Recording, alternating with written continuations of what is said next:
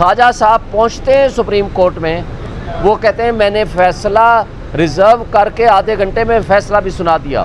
جب فیصلہ لکھنے کے لیے آتے ہیں اس وقت ہمارے وکلاء صاحبان موجود ہوتے ہیں، لیکن یہ پاکستان کی تاریخ کا پہلا ہی کیس ہوگا کہ جس میں نہ ملزم ہے، جس میں نہ ان کا وکیل ہے، اور اس کو 12 بجے ہی ریزرو کر کے 12:30 بجے اس کو سزا دے دی، اور اس کے 10 منٹ کے اندر اندر نہ وارنٹ آف اریسٹ ابھی جاری ہوا، نہ ججمنٹ کی کاپی ملی۔ زمان پارک میں لاہور پولیس پہنچ کے دروازے توڑ کے عمران خان صاحب کو گرفتار کر لیتی ہے، اور 12 بجے سے لے کر 12:30 کے درمیان آدھا گھنٹے کا وقفہ، وہ جج صاحب 30 صفحے کا سائن شدہ فیصلہ 12:30 بجے آ کر کہتے ہیں یہ میں نے 12:30 آدھے گھنٹے کے درمیان فیصلہ لکھ لیا۔ اب یہ ساری پروسیڈنگز جو ہیں آج پہلی دفعہ یہ چیف جسٹس سپریم کورٹ کے بینچ کی سربراہی میں آج یہ سپریم کورٹ نے یہ کیس سنا ہے، اور ہم بجا طور پر سمجھتے ہیں کہ عمران خان صاحب کے ساتھ جو ناانصافی ہوئی ہے، جو فیئر ٹرائل کا ان کا رائٹ ہے، جو بنیادی حق ہے، اس سے ان کو محروم رکھا، جو ڈیو پروسیس ہے آرٹیکل 4 اس سے ان کو محروم رکھا، اور جان بوجھ کے وہ کون لوگ تھے جنہوں نے اتنی جلدی میں تھے کہ پھر یہ بھی طے ہو گیا کہ چیف جسٹس عامر فاروق صاحب نے 4 تاریخ کو ہی ایک جج صاحب کو چینج کر کے اس جج صاحب کو ہمایوں دلاور صاحب کو 4 تاریخ کو ایک آرڈر کر دیا کہ 5 تاریخ کو آپ لندن چلے جائیے، 5 تاریخ سے ٹریننگ ہو رہی ہے وہاں، اور 5 کو ہی انہوں نے لندن جانا تھا۔ تو بھائی ایک شخص نے اتنی جلدی میں تھا کہ اس نے پھر یہ نہیں کیا کہ ہائی کورٹ کے ان آرڈرز اور ڈائریکشنز کو مان کے اس کا فیصلہ کر لے، اس نے وہ فیصلہ جو آلریڈی کر چکا تھا، جس کو ہائی کورٹ سیٹیسفائیڈ کر چکی تھی، اسی پہ رلائے کر کے دوبارہ کہا کہ نہیں جی میں یہ سزا سناتا ہوں۔ تو یہ ساری چیزیں واضح کرتی ہیں کہ یہ زیادتی، انصاف کا دوہرا معیار، قانون کا دوہرا معیار، یہ سب آپ کے سامنے تھا، ہے، میڈیا نے بھی دیکھا، لوگوں نے بھی دیکھا، وکلاء نے بھی دیکھا۔ آج جب بینچ کے سامنے آیا تو نہ صرف الیکشن کمیشن آف پاکستان اور ان کے وکیل امجد صاحب جو ہائی کورٹ اور ٹرائل کورٹ میں پروسیڈنگز کر رہے ہیں، تو ان ساری باتوں کو اس نے خود تسلیم کیا ہے کورٹ کے اندر۔ تو ہم سمجھتے ہیں کہ انشاءاللہ ان کے ساتھ انصاف ہوگا، اور انصاف نہ صرف ہو بلکہ ہوتا ہوا نظر آنا چاہیے۔ یہ ہے سیٹل پرنسپل، لیکن یہاں انصاف کا قتل نہ صرف ہوا بلکہ انصاف کا قتل ہوتا ہوا نظر آیا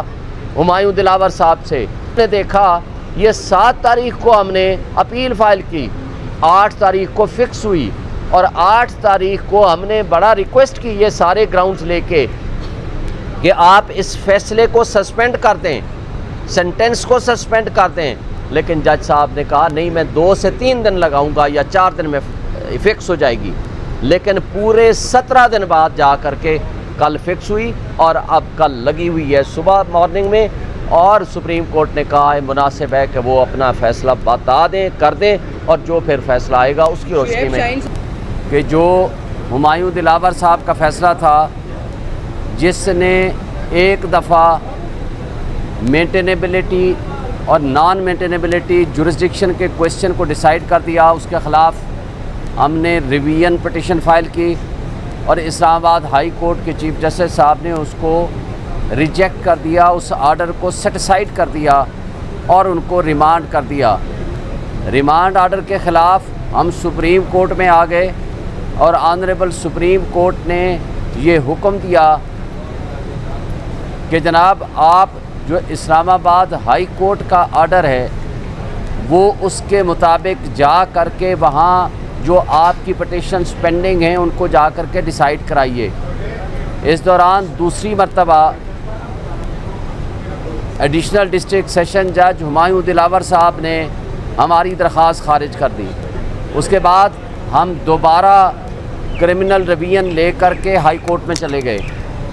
ہائی کورٹ نے دوبارہ ان کی آرڈر کو سیٹیسفائیڈ کر دیا، اور تیسری مرتبہ بھیج دیا اسی جج صاحب کے پاس کہ آپ دوبارہ اس کو سن کے کیس کو ڈیسائیڈ کریں۔ اب جو جج صاحب جس کے بارے میں ہم نے بارہا شکایت بھی کی، ٹرانسفر اپلیکیشنز بھی دی، اس کے متعصب ہونے کا بھی کہا، انہوں نے پہلا کام یہ کیا کہ وہ جو ہائی کورٹ کی ڈائریکشنز تھیں یا سپریم کورٹ کی ڈائریکشنز تھیں ان کو فالو نہیں کیا۔ دوسرا غلط کام یہ کیا کہ 1 تاریخ کو ہم نے اپنی سٹیٹمنٹ عمران خان صاحب نے جمع کرائی 342 کی، اس کے اندر اس نے واضح طور پر کہا کہ میں اپنے گواہان پیش کرنا چاہتا ہوں،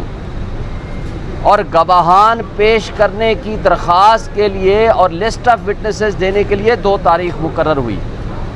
2 تاریخ کو 12 بجے ہم نے لسٹ آف وٹنسز دے دی، اور اس لسٹ آف وٹنسز کے مطابق 12 ساڑھے 12 کے درمیان انہوں نے کہا کہ 1:30 بجے اپنے گواہان کو لے آئیے۔ جب ہم نے ان کو ریٹن میں درخواست دی کہ جناب ہمارے گواہان اس 1 گھنٹے میں نہیں آ سکتے کیونکہ کچھ کراچی میں ہیں یا کچھ دیگر شہروں سے ہیں، تو ہمیں کم سے کم 2 دن یا 1 دن کا وقت دے دیجئے، لیکن جج صاحب نے 1:30 بجے یہ فیصلہ کر دیا وقت دینے کی بجائے کہ جناب یہ گواہان آپ کے کیس سے متعلقہ ہی نہیں ہیں، جو کہ ان کا یہ اختیار نہیں تھا۔ کیس کے متعلق ہونے یا نہ ہونے کا فیصلہ یہ پہلے تو جس کا وہ گواہ ہوتا ہے اس نے کرنا ہوتا ہے۔ دوسری بات، جب گواہی آ جاتی ہے تو پھر جج صاحب اس گواہ کے دیے ہوئی سٹیٹمنٹ اور جرا کے مطابق فیصلہ کرتا ہے کہ اس کی کون سی پروویژن قانون کے مطابق ریلیونٹ ہے، کون سی پروویژن ریلیونٹ نہیں ہے۔ اب پھر کیا کرتے ہیں، یہاں سپریم کورٹ آرڈر فرماتی ہے 3 تاریخ کو، اسلام آباد ہائی کورٹ کو ڈائریکشن دیتی ہیں کہ یہ سارے جو کوشچنز ہیں جس میں جورسڈکشن ہے، مینٹینیبلٹی ہے، لمیٹیشن ہے، یہ ٹرانسفر ہے، یہ سارے کیسز ڈیسائیڈ کیے جائیں۔ جب ہم جاتے ہیں عامر فاروق صاحب کے پاس تو وہاں جب ہمارے یہ کیسز ڈیسیژن کے لیے جاتے ہیں تو وہ ان کیسز کو دوبارہ ڈیسائیڈ کرنے کی بجائے پھر اسی جج کو بھیج دیتے ہیں کہ آپ اس کو جا کر کے دوبارہ ڈیسائیڈ کر لیں۔ فیصلہ ہے 3 تاریخ کا، کاپی آرڈر کی ملتی ہے 4 کی شام کو، اور 5 تاریخ کو صبح سویرے جب ہم یہ پٹیشنز جمع کرا رہے تھے، ایک پٹیشن اسلام آباد ہائی کورٹ میں ٹرانسفر اپلیکیشن اور باقی پٹیشن سپریم کورٹ میں، تو خواجہ حارث صاحب کو منشی کو نامعلوم افراد ہائی کورٹ کے پریمیسز سے پک کر لیتے ہیں، جس کی شکایت خواجہ حارث صاحب senior advocate supreme court chief justice of Pakistan کے پاس رائٹنگ میں دیتے ہیں۔ اسی دن وہ یہاں سپریم کورٹ میں آتے ہیں، اور اس کے بعد اس دوران میرا رابطہ ہوتا ہے، میں اپنے منشی کو بھیجتا ہوں کہ آپ ان کو ہیلپ کرو، پھر میرے منشی کو وہاں ہائی کورٹ کے پریمیسز سے باہر لے کر آ جاتے ہیں وہ نامعلوم افراد۔ پھر اس کے بعد جب اس ساری صورتحال سے فارغ ہو کے